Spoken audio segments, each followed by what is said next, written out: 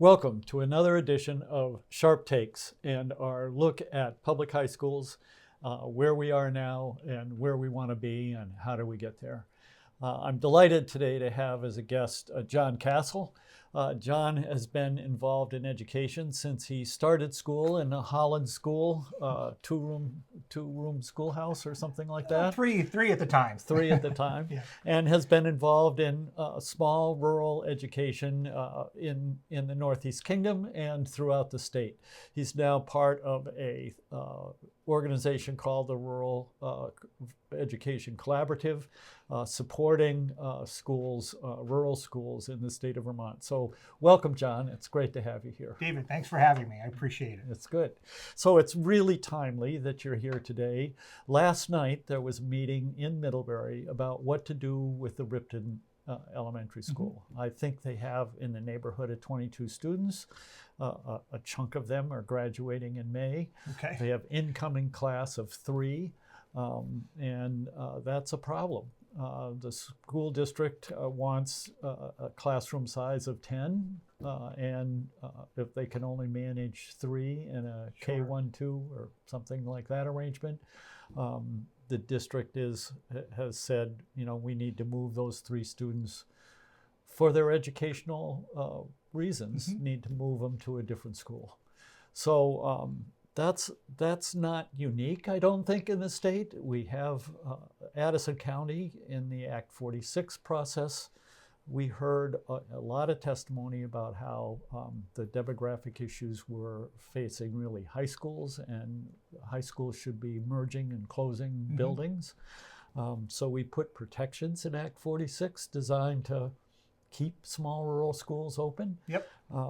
The first thing that happened in Addison County was each of the 3 districts in Addison County determined to close a school. Addison Town School was closed, remains closed. Lincoln was proposed to close. They left the district, formed their own district, Yep. run their elementary school and voucher students beyond elementary school. And now Ripton has been in the throes of being closed, leaving the district, back in the district, and really a problem for trying to figure out what to do. Mm-hmm. What should we do with these rural schools? These are not easy answers, and I can certainly speak from experience. The school that I once attended, the Holland Elementary School, that I was once the teaching principal at while my children were there, closed under my tenure as superintendent of schools for North Country Supervisory Union. So I know, very firsthand the challenges of coming to a conclusion to close the school. That was the community's decision. So that was just after Act 46, but North Country Supervisory Union didn't have any mergers, either voluntary or forced mergers. And so Holland was an independent district, right, at that time. But they still were down to 33 students. And they had gone through all of the sort of traditional internal consolidations that you may go through in terms of, it had always been a multi-age classroom school, typically 2 grades in a classroom, but they had been forced to really looking at 3 grades in a classroom in some situations as their school got much smaller. So when I was there, it was about 75 students. 5 years later, it had decreased to about 32, 33 students. So it becomes both a financial issue and a programmatic issue. And it was a determination of the community. And as the superintendent, I felt I needed to provide an objective process for that community to come to that decision. So that's something I feel very strongly about as rural schools are wrestling with this. Of course, we've seen it across the state. I'm a great believer in the autonomy and the agency of making those decisions as locally as possible. And I understand, a merged district, an SD is different than an SU. And I know in some cases, depending on articles of agreement, communities have certain protections about making those decisions. But I'm just a really firm believer that the decisions should be made as close to the community level as possible, as opposed to it being done to them. I think it is very realistic that once a school is 50, 60 students below that level, really their existence has to be questioned. And I think there are multiple factors. Certainly just the economics of trying to run a school and your spending per pupil, but certainly it's a programmatic decision, right? How can you effectively provide a quality education for students in a very small school? You can do it if you have really amazing teachers, right? And even great, amazing teachers, when you're teaching 2 grades in a classroom is challenging. Once you start to get to 3 grades in a classroom, I think that span becomes professionally very difficult. Given the kinds of curricular expectations we have and learning outcomes we have, I think it puts teachers in a really difficult spot. And I can understand that sometimes teachers don't want to be in that spot. So sometimes staffing becomes an issue, retaining staff in a small rural school for a variety of reasons. Sometimes it's geographic locations, but sometimes it may be because of teaching in a multi-age classroom. Just the challenges of that versus going to another school where you're teaching in a single grade classroom. So I think staffing becomes an issue. And I think overall, the community support, what is the history and the ethos of support in that community? So I very much feel for the community of Ripton and the school. Having experienced losing the school, and now as the chair of the school board in Holland in a non-operating district, I was a part of starting a nonprofit in our community to create a community center to fill that void. But even with all of those efforts, the loss of a school really is a loss of community. And when you think about that connection, that multi-generational connection that brings people together is really lost in a small rural community. The other thing that I think is sometimes missed is that many of our community schools are the largest employer. So in Holland's case, you had, custodians, cooks, bus drivers, paraeducators, teachers that lived in that community. And when the school closed, they were no longer employed in that community, obviously had to go elsewhere to find jobs in the field of education. So it's a real challenge. And I know that we have many communities that are wrestling with this. And I understand that in a larger district, they have to look at all of the resources. And sometimes there's some advantages to that. But I also understand sometimes the disadvantage of that is that a decision is not made at a local level. Yeah. So Holland has sort of been hollowed out, right? To some extent, yes, you could say that. Again, despite really genuine efforts from a wide range of people in the community, there is we started so the school's been closed for 5 years. Yeah. And starting a community center in the middle of a pandemic wasn't ideal. We tried and, lost some momentum there. And then, of course, been trying to gain some traction since the pandemic. And then there was the issue about the building. So the building has been retained by the school district for these past 5 years. And literally just at this most recent town meeting, the building was transferred to the town. But there was a period of time where there was a question about whether the building would be sold, out in the open market. Yeah. So without a facility, a community center would be very difficult. So the community center, I think, was in limbo. Now that the town will take over ownership of the building, I think the community center will have a resurgence, right? And we'll start to gain some more traction. But it's still not the same. I mean, you have this cohesion when you have a school that parents live there and oftentimes grandparents. And so I'll tell you a quick anecdote. I can remember one kindergarten graduation. And I'm looking out at all these kindergarten students out there in their little caps and gowns, right? Which was, questionable whether to do that. But anyway, that was a tradition. Darling. And yes, and we had 11 students graduating. Out of the 11, we had 9 of them that had at least one set of grandparents living in town, and we had 7 of them that had both grandparents living in town. Wow. Now, you may say that that's provincial, right?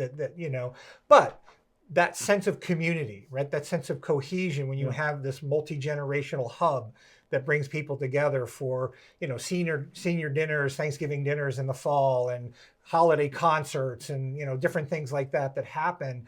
That's gone without the school. That engine that sort of keeps that together. Right. And isn't that really what historically rural communities have been about? This sense of community, the potluck dinners and the church and the school, and sort of that it brings value. And you have obviously embraced that because of the collaborative that you've formed. So, looking at Vermont and looking at the various proposals out there and the tax situation that we're facing, where do we want to go? What would the ideal future look like in terms of our school system? Yeah. I guess the first thing I would say is, again, I do think it's reasonable once a school is, and there isn't a magic number, right? There isn't, and I would be very cautious to set some kind of in statute or in policy or state rules, a minimum school number, right? That there's, once you get below 100 students, the school has to close. I think that's very arbitrary and doesn't take into account a lot of variables that you have to think about. Holland was able to do that because there was another elementary school that had capacity 7 miles down the road, right? And so Derby Elementary could take all of those students. Yeah. I feel that you have to look at each of those contexts individually. And I would be really cautious about, pressing a small school into going into choice, right? Then you have this diaspora of students going off to different communities. And that really, I think, even furthers this loss of a sense of community. The idea of community, I would say, is not just a nostalgic thing. There's a value, there's a health value to that, and almost like our own health. And sometimes we don't appreciate our health, right, until we lose it. Yeah. So it's the same of community. Sometimes you don't appreciate the value of community until you lose it. So I do think there's some value to that, but I think communities still have to wrestle. If you're below 50 students, 60 students, somewhere in that range, your existence, I think, is precarious. And I think you have to look at the financial costs and also the programmatic challenges. And so I do think exploring other options are important. What I really reject is any kind of state requirement to close schools. I think, public policy can be a very blunt instrument, and I think it would adversely impact many of our most marginalized rural communities, where sometimes you're then putting kids from rural families that have minimal resources on a bus, right, for an hour and a half a day in the morning, an hour and a half a day in the afternoon, and removing those families from a sense of community. And I really worry that disproportionately some of our most impoverished communities and marginalized communities would be adversely impacted by any kind of state requirement in terms of school closure. The other thing is, without any funding for facilities improvements or in additions and new schools, many of our rural schools cannot take the capacity of, let's say a school like the Brighton School has 110 students and the Charleston School has about 120 students. You couldn't close one of those schools and have all of those students go to the other school. It's just not possible from a facility standpoint. So without those kinds of resources, I think it's limited to encourage those communities to say, let's form a new school, right? Let's find a new location, build a new school, which in this day and age, we're talking lots of money, would be very cost prohibitive, I think. So I think we have to be cautious about the idea that small rural schools are the low-hanging fruit in terms of saving all of this money. There's certainly research out there that demonstrates in certain states like West Virginia, Arkansas, have demonstrated that statewide mandates to close smaller schools haven't necessarily materialized the level of savings that are purported by policymakers. Well, let's look at Holland in particular for a moment, because I think that community was fortunate to have another elementary school 7 miles down the road. So it didn't completely sort of disperse students throughout the county. They were able to keep some cohesion. Was a lot of money saved by Holland to do this? Or Derby, for that matter? Yeah, I mean, there was some, yes, there are some savings. And so what I would say is that Holland, again, was fortunate that Derby had the capacity. Derby had perhaps the lowest tuition rate in North Country Supervisory Union, so that also made it convenient. The town did explore giving a choice option because some people asked about that. Part of the reason was that other communities had higher tuition rates, was certainly from a board and a community standpoint was not attractive. But the reality was about keeping that cohort of students together with some sense of identity, plus Derby guaranteed door-to-door transportation. So to me, that's an equity issue. Once you start going to choice, it becomes very difficult to provide, Yes. transportation to all of those different districts, and it becomes really a matter of who has the resources to be able to get there. Or the grandparents. Yeah. So I think in Holland's particular case, it worked. Ironically, the school population, that pre-K through 6 population, grew to as many as 65, right, in recent years. Wow. So we had people ask, could we reopen the school? So as a board, this past fall, we felt like we needed to demonstrate what were the actual costs. So we built a hypothetical budget now with 54 students, not 64, but knowing what our population was pre-K through 6, what a hypothetical budget would be. And it was approximately $140,000 more to run the school as opposed to not run the school. And the tax rate was up about 19 cents. So it was somewhat meaningful, right, for a small community. Now, $140,000 is not a huge amount of money, but they would have also been another startup cost, right? We would have had to have, buy new books and, all the computers and everything that basically was dispersed over the past 5 years. Minimally, there's some things that are still in the building, but there was an additional cost. There was an additional tax increase. And knowing the community, even though there was an interest from some individuals, and in some cases, these are students that I once had when I was there, now have children in town that really would love to have seen a school. It broke my heart, right, to say, I wish we could have a school again. But I think financially, it didn't demonstrate the level of cost effectiveness for us to reopen the school. So if I'm hearing or reading between the lines, when you closed the school and students moved from Holland to Derby, you didn't save that much money. But to go in the reverse now, to reopen a school is going to be costly. Well, yes and no. So the other thing, again, this is where I think always looking at each individual context. Holland's tax rate last year was $1, right? That's pretty good. We're actually spending below the dollar yield. We failed the budget, had to revote the budget, and the timing between building a revote for the budget and what happened in the legislature, the dollar yield increased, right? And our spending decreased. So we were slightly below the dollar yield. So the highest tax rate we conceivably could have had was $1. So even if you were to add 19 cents, the tax rate in Holland would have been Pretty cheap. really lower than many of other communities. And part of that has to do with Act 127, right? So Holland count went from 58 students to 108 students. Because of a lot of kids because in of the poverty. weighting, right? Yeah. So that was part of the reason in my mentality as a board member that we should relook at this and see, okay, based on the increased weighting, we may actually have the capacity to run a school. The reality is, I think programmatically it was challenging. I also know from the fact of being a recent superintendent up there and having worked very closely in my role with VREC, trying to create a registered apprenticeship program for teacher licensing, it would be very difficult to staff the building. So I think it was really a combination of things, increased costs beyond where we are. I think it's always hard to add costs. I think the increase, infrastructure need in terms of just the equipment and materials and everything would have been costly. I think it would have been difficult to reopen the school.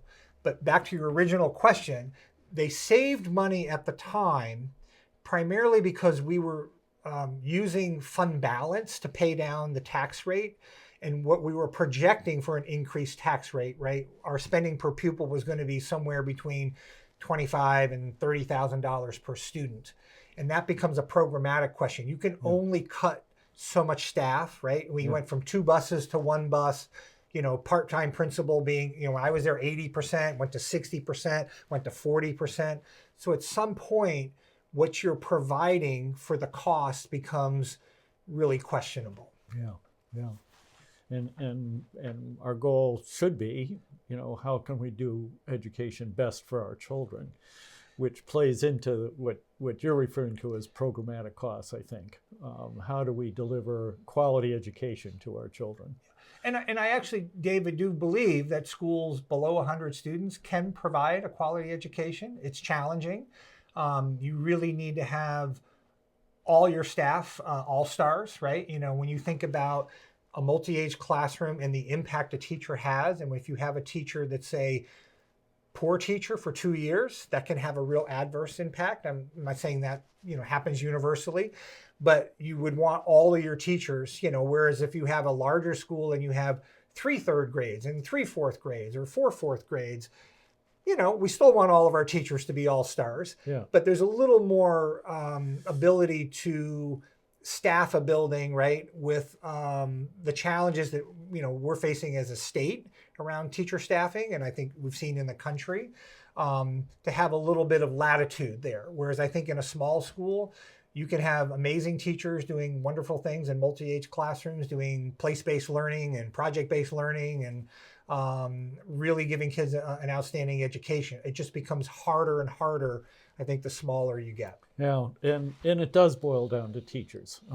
regardless really of the size Correct. of the school.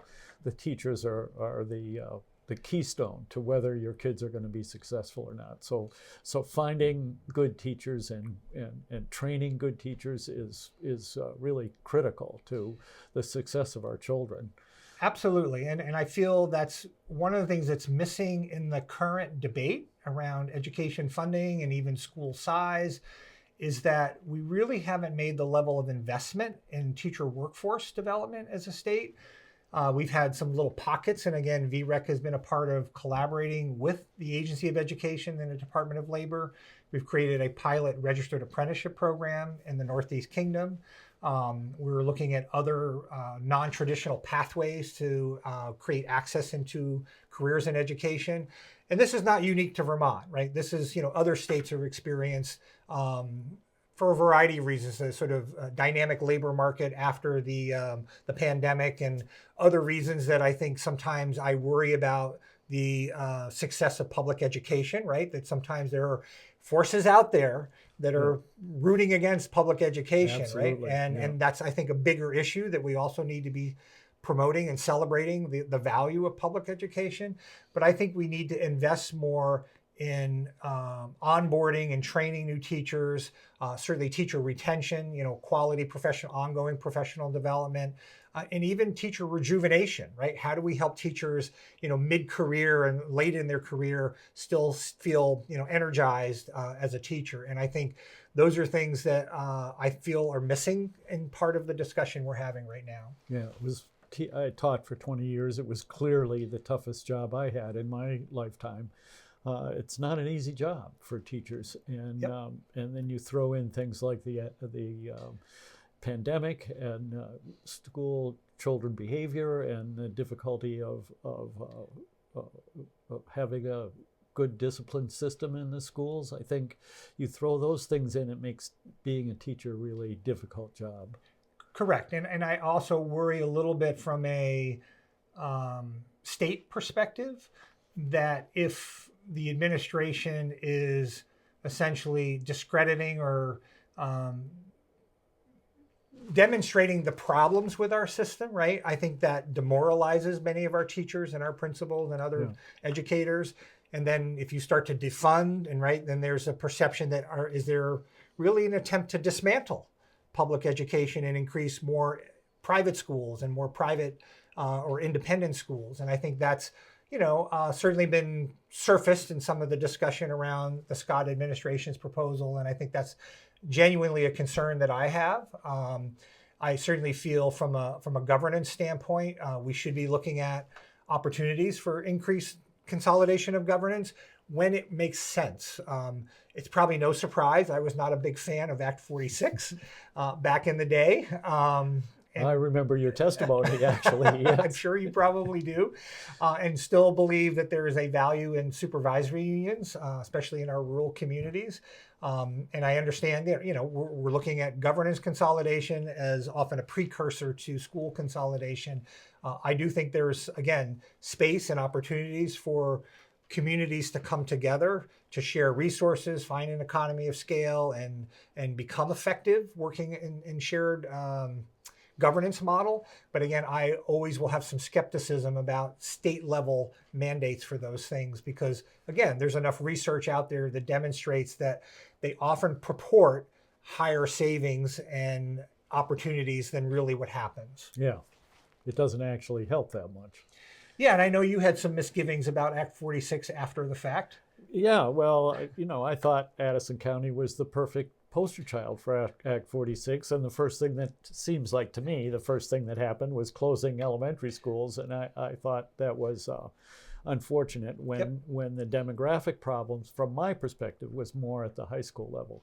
Yeah. Speaking of which, so the Campaign for Vermont, which I don't necessarily agree with very often, but they came out with an interesting proposal last week that you have center your supervisory unions, I think, around tech centers and have 15 supervisory unions statewide and return to a supervisory union structure. What's your take on that? That's interesting. I have not seen that yet, and so I'll have to take a look at that. And certainly the idea of modeling a governance structure around the CTE centers is something that's been floated, and certainly have seen that or heard that previously. It's just interesting. The governor's proposal is looking at a single district for CTE currently, which I'd have to learn a little bit more about that. I know the current CTE directors have not rejected that. I know they've come out with some of their policy positions. So one, I would still worry a little bit about going to 15. And it's interesting that they are promoting supervisory unions. I'm glad to see that there is at least a recognition that a supervisory union model can work. I think there are districts out there that made the move from an SU to an SD, a supervisory district, that have worked very well, right? I can think of Kingdom East in particular. That was not a forced merger. And they had good leadership there. Jen Botzadjern, prior superintendent, Sean McMahon, current superintendent. I think they have operated very well as a single district. I could see them having a real reluctance, right, to move back to an SU level. Whereas I think there are other districts that I think have struggled with forced mergers. And have not had a sense of cohesiveness and have really struggled over the past 9 years in terms of operating and having a sense of community trust, right, in terms of governance and things like that. So I would worry a little bit about the arbitrary boundaries because obviously currently CTE programs, transcend different organizational boundaries. I think it has merit to take a look at it. Yeah. But, it intrigues me. Because, and I've said this to the House Education Committee, Addison County has a county-wide school district. Yep. And it's the Hannaford Career Center. And if the Hannaford Career Center district were to be in charge of the education of all students 9 through 12, then that district would run the Career Center and the 3 existing high schools in Addison County in the short term. In the long term, my dream is what I think is my view of the future, which is that there should be a seamless high school, comprehensive high school, and should be seamless between tech center and high school, academic high schools. There's no reason why you can't take pre-calc in the morning or AP Calc in the morning and auto tech in the afternoon.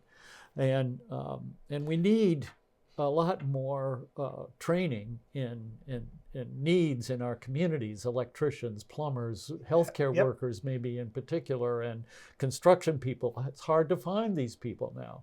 And we need to be training more of those people, and to have a seamless structure seems to me to be a wise move. So I thought that, in the sense of what the details I don't know of what the Campaign for Vermont was proposing, but that notion that would set up a structure that would lead to, maybe not this year, but maybe in 5 years, a notion of a seamless high school tech center would be appealing to me, and I think it would be good for kids. Yep, and certainly, I know, David, you certainly have experience long time experience working in a career and technical education. Certainly from my experience, not that I was a student in the tech center, but my daughter was and my son was, and so I certainly embrace those learning opportunities. And having been superintendent at North Country Supervisory Union, felt that we had a very effective, career and technical center at North Country. And I do think those challenges that you pointed out, right? It's really difficult to get this ability for students to be able to take core courses in a high school and be able to access a tech center sometimes, right? Yeah. Even within the same building, Yeah. no less than if you're traveling, right? I can think about when I was at Rutland Northeast, I think it was 7 high schools that funneled into Stafford, Right. if I remember correctly. And Yeah. I was on that, advisory board and go to those meetings and try to figure out everything. And of course, Mary Moran would make sure that everybody's schedule was exactly the same and all of that. But still, it was difficult, right? Yeah, to align scheduling's a things. problem, transportation's a problem, and money's a big problem Yeah. because your academic high school, your so-called sending school, has to budget for X number of Correct. students to go and It just becomes a disincentive. yeah, Yeah. to to support students going to tech centers. Yep. Yeah. So this has been fascinating. There's a lot more that we could cover, and I appreciate your work supporting rural schools because we are a rural state. I don't think that's going to change anytime soon. Not everybody's going to move to Chittenden County. And so we have to focus on rural schools and how they're serving the communities. How can they be successful? How can they be economically viable? And I think that's important work, so I appreciate it. And thank you, David. Thank you for having me. And I would just close by saying that, our rural schools are assets. They're not liabilities, right? And they're not deficit in their ability to provide quality education. And I agree, we need to figure this out, right? The finances of all of this and the delivery model and all of that and the governance model. But I think we should do it in a way that we can sustain high quality rural schools because they're so important to our children and our communities. Absolutely. Thank So you. thank you very much You're welcome. for joining us. And that's another edition of Sharpe Takes. I hope you enjoyed it. Please share your viewpoint with your neighbors and on your Front Porch Forum. Thanks a lot for joining us.